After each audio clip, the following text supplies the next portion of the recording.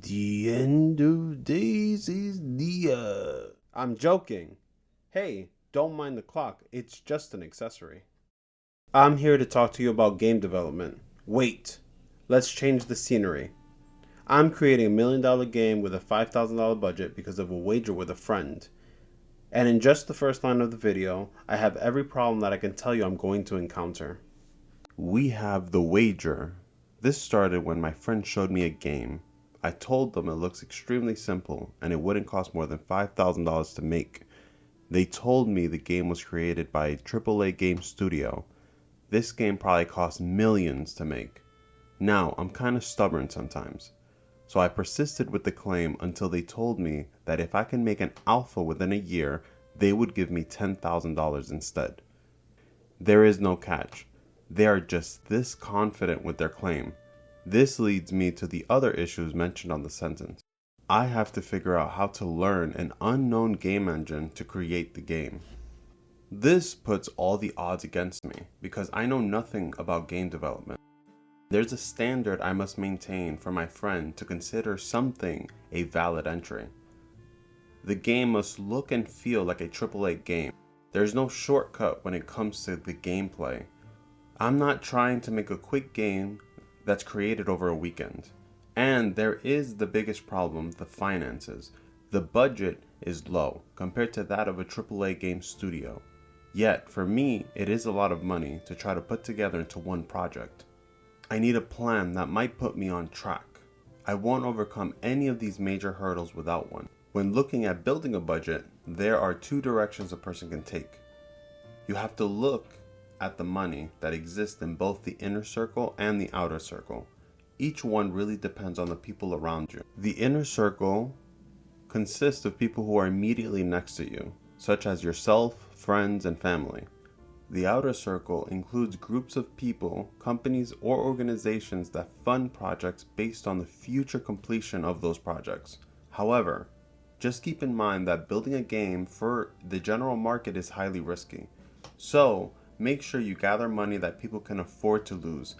For this wager, I only know people within the inner group. I do have family, but they are not able to help. And none of my friends have excess income. So when it comes to the game's budget, it comes down to me, myself, and I. Luckily, this can be done in 3 ways. The first way, I can find a side hustle where I can earn some extra money for manual services. This could be some sort of freelancing, selling goods, or home services. This won't be the main source of income since these are just odd jobs here and there.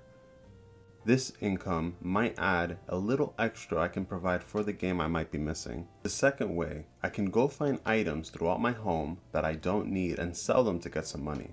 This could include collectibles, extra clothing, or even get involved going thrift shopping. But the third way is where the bulk of the income will come from, having a normal job. This is the most consistent source of income most people have. And I already have a job right now. So I can try to set aside some money on a weekly basis to put towards each aspect of the game. The outer circle is somewhere that very select few gain funding from.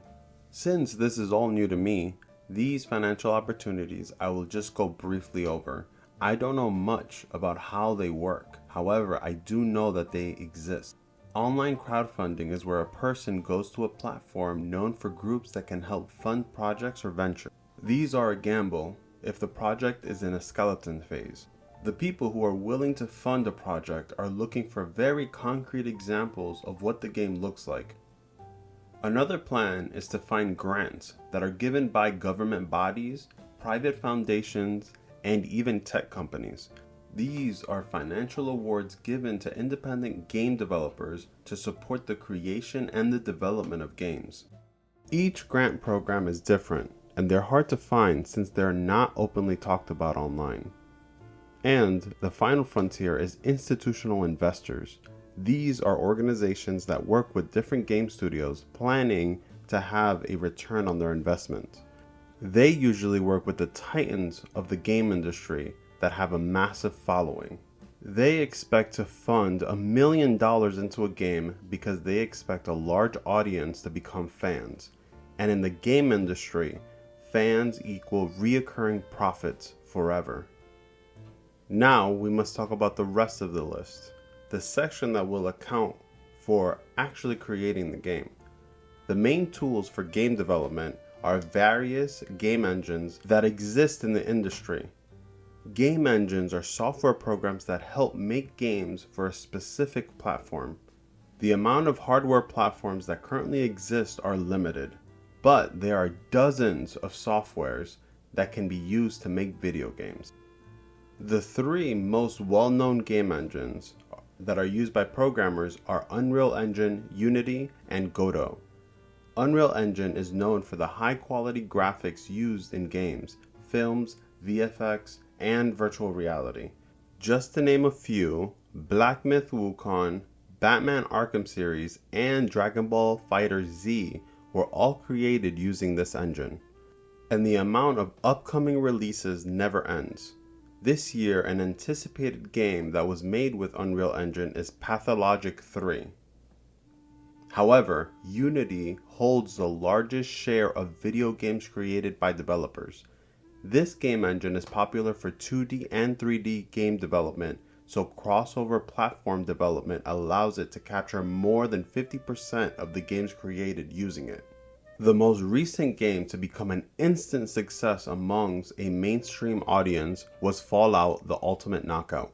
And there is not a single person on this earth that hasn't heard at least one game that hasn't been created using Unity. Godot is a free open source game engine that allows users to create 2D and 3D games. Developers mostly use it for 2D games. The games on the Godot engine are less well known. Indie game developers or hobbyists are the ones who release the most games using this platform. Yet, there are games that have had a decent success after release. Primal Light was just made using Godot and eventually became a title for the Nintendo Switch. Usually you get games like Web Fishing that are only well known amongst the audience that bought the game. Now, I need to make sure that there is a standard when considering the wager. I am here to create a game that looks expensive on a cheap budget. This does not mean that the cost of the game's development has to stay within $5,000, but the money that I used to create it does. And that really depends on the game software that I choose. Am I making a game for the computer, which would allow me to use any software I could find? I could make a game with Unreal Engine or a tablet game with Unity that I could later transition to become a console game. The opportunities are generally endless, unless I'm making a game for Apple products, which would limit me to using Xcode. The Apple platform only allows a certain type of development when going into their ecosystem. These are just questions right now. I have no illusion that the answers will jump at me without actually getting some hands-on experience. At the moment, I still have a blank canvas full of desperate opportunities to create any game I want. But there is one question I need to answer before the next video. The overall goal I fully understand. Making a game, use software development software, and have a budget. The strategy that will enhance my skills to make and get a completed video game and prove my friend wrong is something I need to answer.